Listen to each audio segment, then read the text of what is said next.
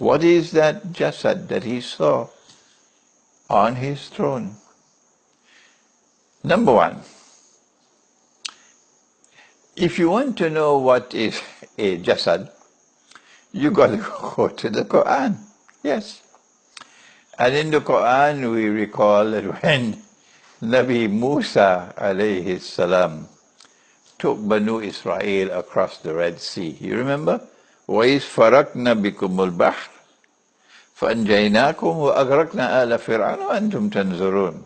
We parted this sea and you were able to pass across the sea to safety in Sinai. Sinai being the desert, not a hospital in Manhattan. And when Pharaoh and his army attempted to cross, the waters came down and they were drowned. So now we are in Sinai. Watini was Zaytuni, Waturi Sinin. Sinin, Sinai. So in Sinai, Allah ordered Moshe alayhi salam to go up the mountain to meet with him. And he left Harun alayhi salam, his brother, in charge of Banu Israel. And while he was up there in the mountain, someone named the Samiri hijacked the Israelite people and rendered Harun alayhi salam helpless there, like a coup d'etat. And he ordered the Israelites to hand over their gold to him. And like a goldsmith, he melted the gold, and then he made, like an engineer, he melted the gold and made a calf, a golden calf. And that golden calf was a jasad. And when it was melted and carved in such a way, forged probably the better word, that when the wind blew in a particular direction, you'd hear the calf moving, lahu khawan. So that golden calf is referred to in the Quran as a jasad, meaning it's just a hollow piece of gold. That's all. It's a body. It has no ruh in it, which gives it life. No. It has no nafs in it, which gives it a self, an identity. No. So in the case of that gold which was melted, that calf is a jasad. A jasad being a body without a soul, is not a living calf, no, and without a nafs. Does the calf have a nafs? No. A nafs is your identity, your capacity to say I, your ability to be able to choose and make a choice. Only angels have a nafs, because an angel could say, I am Jibreel, and you are the messenger of Allah. So an angel has a nafs. A jinn, yes, a jinn has a nafs. Angels are created from light, and jinn are created from smokeless fire, jinn. And a jinn can say, Ana khayrun minhu, I am better than him. I am better than him. Khalaqtani min nar wa khalaqtahu min teen. You created me from fire and you created him from clay. Hence I am superior to him. So a jinn can say I. A jinn has a nafs. He has a personal identity. A jinn can also choose, but an angel cannot. وَيَفْعَلُونَ مَا يُؤْمَرُونَ. The angels have to do whatever Allah orders them to do. They have no choice. But a jinn can disobey. And this is what he did. Allah asked him, why did you not obey me when I ordered you to bow down and prostrate before Adam alayhi salam? Why did you disobey? So a jinn has a nafs The translation in English would be a self. A self. In French, would you say une être, a self. And human beings, of course, have a nafs. A human being can say, this is my hands, this is my hands, these are my hands, sorry. So the human being has a nafs, he has a personal identity. A human being can also make a choice. Al-haqqu min rabbikum faman sha'a falyu'min wa man sha'a falyakfur. The truth has come from your Lord, and you have the freedom to choose. You could choose to either accept it or to reject it. So a human being has a nafs, but animals don't have a nafs. No. The calf does not have a nafs, but they do have a ruh, which gives them life.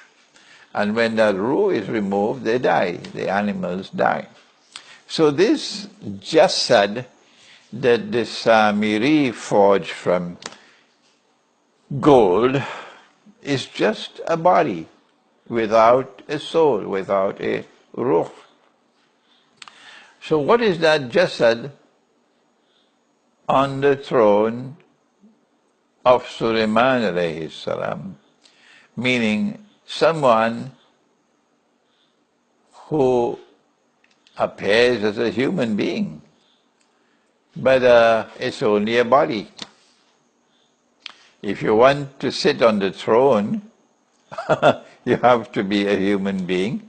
And the purpose of your sitting on the throne is because you clearly intend to rule over the holy state of Israel. So it has to be a human being. It cannot be a cow, it cannot be a horse, can it? No.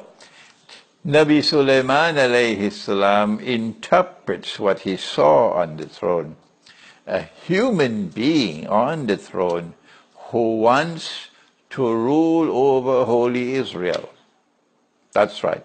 So in this case, the jasad would be a body of a human being. This is my logical deduction.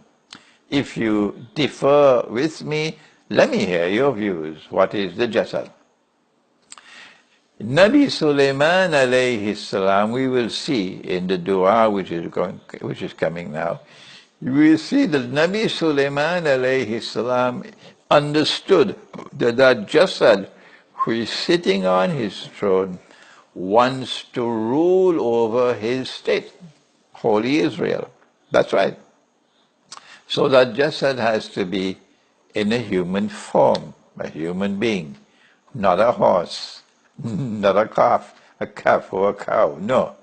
So the jasad that he saw would be a human body, but without a ruh, and a human body without a nafs, without itself. This jasad wants to rule over the holy state of Israel. How do we know that? Why?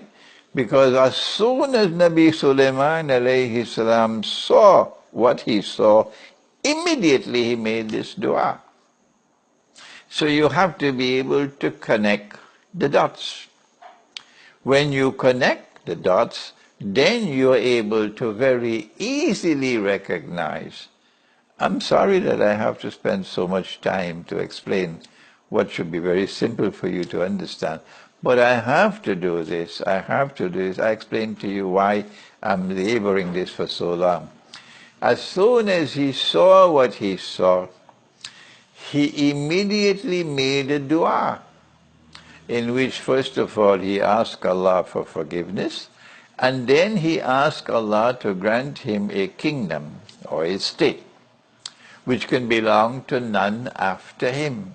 Hence cannot belong to the jasad. Cannot belong to the jasad. That is why he made the dua. So who is that jasad? Answer, the jasad who he saw sitting on his throne has to be someone who in Akhirul Zaman would want to inherit the holy state of Israel, who would want to rule over holy Israel. Who can it be? Who can it be? Answer, it is as plain as daylight that Jasad sitting on the throne of Sulaiman alayhi salam, which he saw in a vision that Allah granted to him, had to be Dajjal. Had to be Dajjal. Dajjal wants to rule over holy Israel, so that sitting in Jerusalem on the throne of Nabi Dawood and Nabi Sulaiman alayhi salam, over a holy state of Israel that he claims is holy Israel, but it's not.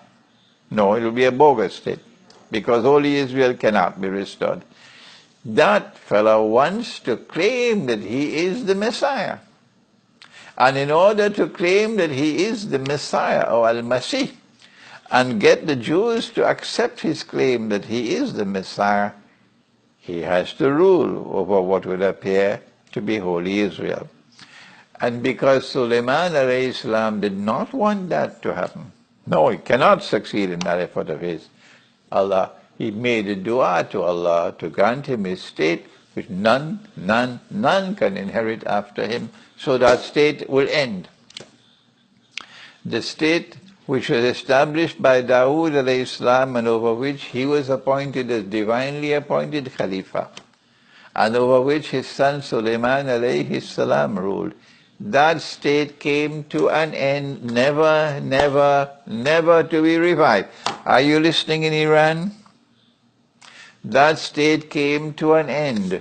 No more Khalifa appointed by Allah. None. What followed after that is another state of Israel, not the holy state of Sulaiman alayhi salam. If Dajjal is a Jasad, can he be a Jinn? Now then, you need only 5 ringgits. Ringgits is the money used in Malaysia. 5 ringgits worth of intelligence. Enough to buy roti canai and teh tarik. If Dajjal is a Jasad, as the Quran is directing us in this verse of Surah As-Sad, a Jasad cannot be a Jinn. Why? A Jinn has a ruh. Allah breathed it into the human beings. Allah breathed it into the Jinn. Allah breathed it into the angels. They have ruh. That's how they have life. And in addition to that, a Jinn has a nafs. A Jinn has a nafs. And so Allah has given to the Jinn, through his nafs, the capacity to choose, a self-directed will. Yes. So a Jinn can choose. And if the Jinn chooses the path of faith, then the Jinn would be Muslim. And if the Jinn chooses the path of rejection of faith, then the Jinn would be a shaitan. And the plural of shaitan is shayateen. Dajjal cannot be a Jinn.